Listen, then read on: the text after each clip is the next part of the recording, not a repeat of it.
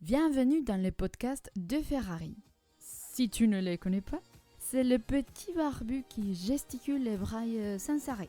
Grossier, insolent et vulgaire, il essaye chaque mercredi d'apporter des éléments de réponse à une question. Alors, éloigne tes enfants, installe-toi confortablement, prends un petit café et déguste. Alors, salut, voilà, allez, on se retrouve. On se retrouve pour le 36e podcast de la lignée. Comment planifier une saison? Eh bien, avec un papier et un stylo. Voilà, écoute, c'était tout pour aujourd'hui. Comment planifier une saison sur le trail avec plusieurs objectifs. Alors si t'es gourmand, tu vas vouloir en mettre beaucoup, un objectif par semaine, oui certes, mais bon ça va pas trop bien passer quoi. Après, tout dépend si ton objectif en fait c'est juste faire la course ou s'il y a une vraie performance sportive derrière, qu'est-ce que t'en attends?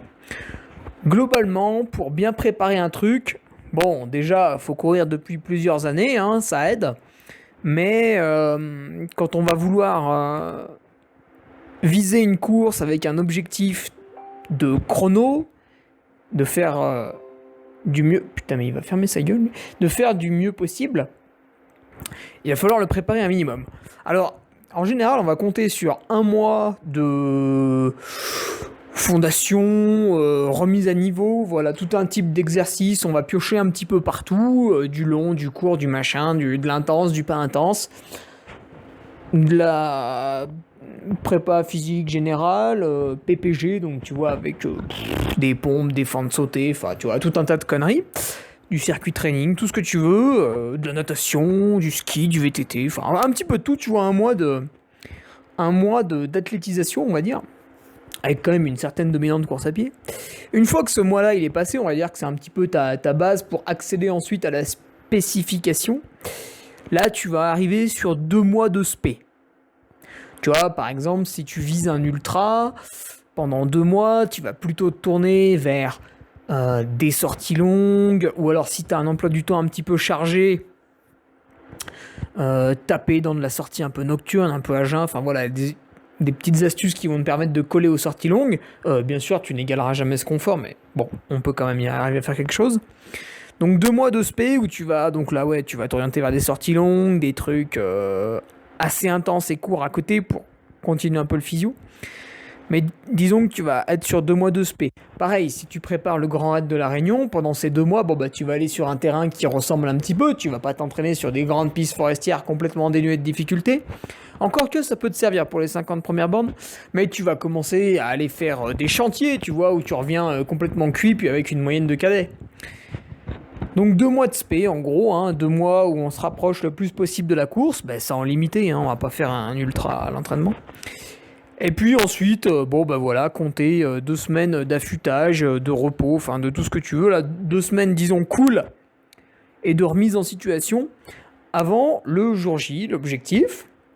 Et puis une fois l'objectif passé, je pense qu'il y a 2 bonnes semaines de repos, alors pas forcément du repos strict, parce qu'à moins d'avoir un bobo, ça ne sert pas à grand chose de regarder la télé, en tout cas ça ne rend pas plus intelligent, mais 2 semaines de repos relatif, tu vois, donc j'imagine dans un premier temps plusieurs jours quand même de repos strict, parce que si tu fais... Alors ça marche aussi pour le trail court, hein. Si t'as pas de courbature après un trail court, si t'es pas cassé après un trail court, c'est que tu n'as pas trop forcé, quoi, hein, c'est que tu y as été gentiment. Mais si ton objectif c'est par exemple les championnats de France de trail court, tu vas être complètement défoncé à la fin, hein. Tu auras fait 3 crises d'asthme pendant la course, tu seras arrivé, tu auras vomi sur les pieds de ta femme, ton gosse tu le reconnais pas, d'un coup tu te mets par terre parce que tu as des courbatures terribles, enfin voilà, tu vois, c'est la beauté de l'intensité, quoi. Et donc il te faut aussi un certain repos, déjà physiquement, puis nerveusement aussi, hein, avec l'intensité. Donc disons 2 semaines un petit peu voilà, tu vois. 2 semaines en mode tranquille, quoi. Et si on compte tout ça, 1 mois, 2 mois, 2 fois 2 semaines, et ça nous fait 4 mois. 4 mois, une année c'est à 12 mois, donc 3 fois 4, 12. Et voilà, tu peux faire 3 objectifs par an. Voilà, ça si tu veux, c'est le schéma un peu classique. Donc c'est pas mal de le respecter, mais après bah, forcément ça peut pas coller pile poil à la journée près, parce que bah déjà tout le monde n'a pas ses vacances en même temps, et puis tout le monde n'a pas les mêmes envies de course, tu vois. Celui qui a envie de faire une course, son objectif va être en juin, l'autre son objectif va être en août, etc., etc. Donc ça va faire des schémas complètement différents. Et du coup, ben, on va se retrouver avec des périodes de préparation des fois plus longues pour un objectif, donc ça peut être bien comme ça peut être piégeux. Des fois trop se focaliser dessus, et puis des périodes un peu plus courtes. Des fois on peut se dire merde, j'en ai pas assez fait, mais en fait tout le passif va nous rattraper, puis ça marche quand même. Enfin, voilà. Il y a après plusieurs cas de figure, mais grossièrement la base c'est ça, c'est trois objectifs par an. Après, si les objectifs sont pas trop coûteux physiquement, on peut peut-être en envisager 4. Au-delà, ça me semble compliqué. Après, tu peux dire qu'une course, c'est un objectif et faire une perf de merde, tu vois, c'est juste des mots sur des choses. Mais avoir un vrai objectif sportif, plus de 4, ça me semble quand même très compliqué. Encore une fois, je veux bien regarder les exemples, mais à mon avis, c'est du flan. 2, c'est bien aussi, 2, ça laisse vraiment beaucoup le temps de le préparer, mais ça devient risqué, parce que, tu vois, tu commences à en rater un, la saison pue la merde, hein, tu vois. Imaginons que tu as un objectif en avril et un autre en octobre. Bon, bah, tu rates celui d'avril. Tu vois, mentalement, tu passes un sale été quand même. Tu te demandes un petit peu ce que tu fais là, est-ce que ça vaut la peine, tout ça. Tu vois, tu as des réflexions mentales obsolètes. Enfin, voilà, c'est un petit peu chiant. Et puis, un objectif, alors là, bah, c'est vraiment risqué. Parce que bah, si tu le rates. Voilà, c'est le baisage absolu, quoi. C'est le summum de l'enculade. Mais, ça peut être une philosophie de dire, voilà, ça, c'est ma course. C'est celle que j'aime le plus, c'est celle que j'adore. Toute mon année est consacrée à sa préparation. Alors certes, j'aurai des phases où j'ai envie de faire une petite performance sympa, mais toute mon année est orienté vers cette course. Alors c'est un tout petit peu ma philosophie, puisque moi ce que je veux c'est faire une performance à l'UTMB. Au-delà de la place, c'est surtout chronométrique, la place varie beaucoup hein, suivant si les gens abandonnent ou pas. Mais tu vois, je veux chaque année y retourner pour faire du mieux possible. Et donc bah, c'est pour ça que toute la saison est orientée dessus, avec des courses forcément qui ressemblent un peu, des ultras, des choses comme ça. Mais globalement, si je rate un peu les autres, tu vois, je m'en fous, quoi. Tu vois, quand je vais là en Afrique du Sud, là sur le 100 bornes début décembre, bah j'y vais préparer, enfin voilà, avec un objectif de faire quand même une bonne prestation. Mais si je me paume pendant 2 km et que du coup mon temps est pourri, j'en ai rien à foutre. C'est comme ça, c'est bon, tu vois, je prends pas, voilà. Mais c'est l'UTMB qui me motive. Et c'est un petit peu ce qu'a fait aussi, ce que fait depuis 2 ans Benoît Girondel, qui remporte depuis 2 ans le Grand Raid de la Réunion. Alors lui, bah, tous les feux sont au vert. Ça n'a pas été le cas hein, jusque-là. Hein. Benoît a dû pas mal batailler avant. Hein. Depuis sa 6ème place en 2013, tu vois, il n'était pas trop revenu. Il y avait eu des bobos, des allergies par-ci par-là, tu vois, des choses qui l'ont gêné.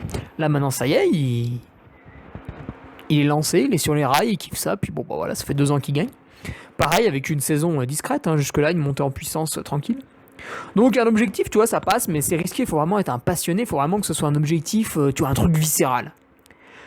Et si tu veux simplement te faire plaisir, enfin, ou même dans le cadre d'un challenge, c'est 3-4 courses objectifs dans l'année. Après, il peut y avoir aussi, tu vois, quand c'est le plaisir comme ça, l'enchaînement. Alors l'enchaînement est tout à fait possible, par contre il faut y être très très bien préparé. Du coup tu es forcément obligé d'allonger ton temps de préparation, parce que tu vas pas pouvoir faire une préparation éclair, il va falloir que tu assimiles beaucoup mieux ta préparation, si tu veux enchaîner 2 objectifs. Parce qu'enchaîner 2 objectifs, ça veut dire quoi ? Tu te présentes au premier, bon globalement le premier objectif tout se passe bien, et puis admettons que ton objectif d'après soit 3 semaines plus tard. Je prends un truc qui me trotte dans la tête, mais qui ne dépend pas que de moi, aussi de la chance, c'est l'enchaînement Western States Hard Rock 100. Donc 200 miles aux États-Unis avec un profil différent. Hein. La Western, tu cours tout le long, la moyenne est au-dessus de 10 km/h pour le top 10, enfin voilà. Et le La hard rock, là c'est la boucherie, c'est à plus de 4000 d'altitude, enfin voilà. Donc cet enchaînement se fait, il se réalise, hein. Il y en a déjà qui ont fait top 5 sur les 2 courses, mais derrière après il y a une récupération forcément beaucoup plus longue que si t'en faisais qu'un. Déjà d'une part parce que t'arrives sur le premier objectif, bon tout va bien, tu t'es préparé, etc. Et en fait quand t'arrives sur le deuxième, entre les deux, bah forcément tu n'as fait quasiment que du repos. Ou une légère remise en situation, mais voilà. Du coup ça a fait quoi? Ça a fait, tu vois, admettons mi-juin, course objectif, repos jusqu'à mi-juillet, mi-juillet recourse objectif, et du coup repos jusque facilement fin août. Et là tu repars pas sur un autre objectif parce que ton niveau sportif va commencer à décroître, vu que tu ne fais plus de séances particulières. Donc tu vas repartir sur une très longue phase de préparation physique générale. Du coup, l'enchaînement, ça peut être sympa, rigolo. Tu vois, des fois il y a 2 courses qui nous font plaisir. Manque de bol, elles sont proches au calendrier. Ça peut se tenter. Ça peut se tenter, mais il faut prendre un petit peu ses précautions, tu vois. C'est comme quand tu rencontres une gonzesse dans la rue, puis que ça se passe bien, puis que le soir même tu l'as. Voilà, il faut prendre ses précautions. Et donc, bien allonger la prépa avant, déjà pour être super solide physiquement, mais pour vraiment l'avoir assimilé. Vraiment, tu vois, faut vraiment pas du tout arriver borderline sur la première. Puisque derrière, tu sais que tu pourras faire que du repos jusqu'à la deuxième. Et planifier, il faut le planifier à l'avance, sinon on fait des conneries. Planifier une période de récupération forcément plus longue. Ensuite, ne pas reprendre avec une course trop tôt, du moins pas une course objective. Tu vois, ça peut être un petit trail court juste pour se revigorer. Et donc ouais, gros pour forcément après 2 enchaînements, mais c'est pas infaisable, tu vois. C'est comme Xavier Thévenard qui s'était très bien préparé, il avait quasiment rien fait tout le début de l'année, à part sa sortie d'hiver, hein, il va se tester sur la Transvulcania, comme d'hab, il fait une bonne course. Mais après donc il se lance sur la hard rock, pareil, avec un niveau sportif correct. À mon avis, il n'était pas à son maximum. Et puis, gros repos, légère remise en situation. Et l'UTMB, là c'était démonstration de force, quoi. Ensuite, il peut y avoir aussi, si tu fais 2 objectifs, tu peux imaginer séparer ta saison en 2, s'ils sont assez espacés, ou tu as 2 objectifs différents, tu vois. Du coup, tu vas axer une première partie de saison, par exemple, sur un objectif type trail court. Donc, typiquement, je veux préparer le marathon du Mont Blanc fin juin, ok, pas de souci. Donc, tac, tout le début de l'année, axé trail court. Ce qui, en général, colle assez bien avec une météo capricieuse, hein, jusqu'à avril-mai. Et puis, sauf maintenant, il y a le réchauffement climatique, donc on s'en bat les couilles, c'est la fête toute l'année. Et puis ensuite, passer à une deuxième partie de saison où, par exemple, tu voudrais faire le Grand Raid de la Réunion. Donc là, une fois que tu as récupéré, tu vois, début mi-juillet de ton marathon, là, toute la vitesse, tu vas la balayer très peu jusqu'au Grand Raid. Tu vas simplement faire des rappels et puis tu vas consacrer juillet, août, septembre, surtout août et septembre, à un volume stratosphérique, un terrain accidenté au possible, du caillou, de la racine et du caillou, de la racine et du caillou. Et puis ensuite, boum, hein, tu vois, fin du Grand Raid, repos quasiment jusqu'à début décembre, tu remets en route gentiment avec l'hiver, et puis voilà, tu repars. Donc tu peux aussi segmenter ta saison en 2, avec une vision différente à chaque fois, tu vois, je commence par du court, je finis par de l'ultra, ou l'inverse, hein, je commence par un ultra parce que je sais pas qu'est-ce qu'il y a comme ultra sympa. Il y a par exemple l'UTPMA, hein, du côté d'Aurillac, l'ultra de Samoin, hein, qui est très montagneux, mi-juin, un ultra de début de saison, l'ultra du Pas du Diable, enfin voilà, des trucs un peu sympas. Enfin, voire même le Amadère, hein, si tu t'expatries, tu vois, fin avril aussi. Enfin, voilà, tu peux commencer aussi ta saison par l'ultra, et puis ensuite, si t'as pas forcément de vacances juillet-août, tu vois, parce qu'on parle souvent des vacances de juillet-août, parce qu'il y a beaucoup d'enseignants dans le trail. Donc eux, c'est vrai que juillet-août, ils peuvent tartiner comme des bourrins, puis arriver sur l'UTMB ou sur le Grand Raid avec des belles ambitions, quoi. Mais c'est pas le cas de tout le monde, et donc chacun peut s'adapter, puis suivant ses goûts, hein, tout le monde n'a pas envie de faire l'UTMB et le Grand Raid, heureusement. Et voilà, donc ne pas hésiter à séparer cette saison en 2. En tout cas, la base, c'est 3 objectifs par an. Après, bien sûr, c'est modulable, je dirais entre 2 et 4. Hein, ça commence à être risqué, si tu le rates, c'est dur de s'en remettre. Enfin, c'est long, quoi. Tu peux pas te rabattre sur autre chose. Et puis 5, ça devient débile. Tu peux pas être à 100% de ton potentiel physique. Donc, voilà. Écoute, fixe-toi 3-4 dates dans l'année. Tu le fais 1 an, 2 ans, 3 ans. Parce que c'est ça aussi. Tu planifies une saison, bah c'est bien. Mais pourquoi ne pas planifier 3 saisons d'un coup, tu vois, avec un objectif à long terme. Moi, c'est ce que j'avais fait quand j'ai démarré avec Patrick. Donc, je lui ai dit, bah écoute, moi, ce que je veux, c'est faire l'UTMB proprement. Il m'avait dit, bah oui, c'est bien, il faut déjà se lancer sur quelques ultras. C'est ce qu'on a fait la première année. Deuxième année, bah, c'est parti en couille, hein, avec l'infection bactérienne terrible début 2017, puis la fracture de rotule, donc qui a complètement tout foutu en l'air. Et là, du coup, on repart sur le schéma du début, avec une vision de performance d'ici 2 ans, quoi. Mais du coup, on est sur une planification ultra, tac tac tac, les étapes, s'habituer à courir assez vite et longtemps. Et ça se fait sur la longueur. Je vois par exemple là, le progrès cette année, c'est que je peux faire n'importe quoi, je l'encaisse. Tu vois, je peux faire une semaine à 30 heures, ça me fait ni chaud ni froid. Je peux faire, tu vois, j'ai fait l'UTMB, 2 semaines après, je refaisais du fractionné. Il y a aucune douleur articulaire, rien du tout. Une excellente condition. Et donc voilà, après, l'axe de progression, bah, c'est augmenter un petit peu la vitesse en bosse, augmenter un petit peu la vitesse sur le plat, et puis tu vois, ça va progresser gentiment d'une année sur l'autre pour arriver à un objectif de performance dans 3 ans. Parce que on peut pas forcément réussir du premier coup. Après, bien sûr, l'an prochain, ce sera un objectif, mais mesuré. Ce sera pas ce jour-là que je vais juger tout l'entraînement. Je le jugerai au bout de 3 années pleines, c'est ce que je m'étais dit dans ma tête. Donc c'est pour ça, la réflexion se fait sur une année, mais se fait aussi sur plus. Et là, je prends l'exemple du mec qui ne débute pas forcément, mais disons qui n'a pas encore fait de longue distance, mais qui rêve d'en faire une. Alors c'est pas du tout obligatoire, hein, mais admettons qu'on se mette dans ce cas-là. Le mec va pas commencer tout de suite par un 100 miles. Il pourrait, bien sûr, il n'y a pas de... Mais c'est quand même très risqué. Il va se faire une première saison avec un 100 km, ou un 80, si vraiment il se caresse un peu. Et puis une deuxième saison où il va tenter un 100 miles. Mais du coup, ce sera pas vraiment son objectif, parce que vu que ce sera le premier, il y aura forcément plein de paramètres qu'il n'aura pas pris en compte. Moi, par exemple, cette année à l'UTMB, je me suis fait totalement baiser au niveau du sommeil, donc là, il y a beaucoup de choses à mettre en place. Donc, à voir aussi. La planification sur une saison, c'est bien. J'ai une bonne base. Mais pourquoi pas extrapoler sur plusieurs années. Autre exemple, le mec qui habite sur Paris pour l'instant, putain j'adore ça, et qui sait qu'il va déménager dans 1 an. Parce qu'il sait qu'il va changer de métier, ou que la boîte bouge, enfin où il déménage, ou il a une promotion, enfin ou ceci, cela. Donc, il lui reste 1 an sur Paris, donc bon bah forcément il peut pas viser des choses complètement folles. Mais il peut mettre en place des choses pour accéder à ses rêves dans 2 ans, tu vois. Donc il va partir sur une planification sur 2 ans et pas sur une saison.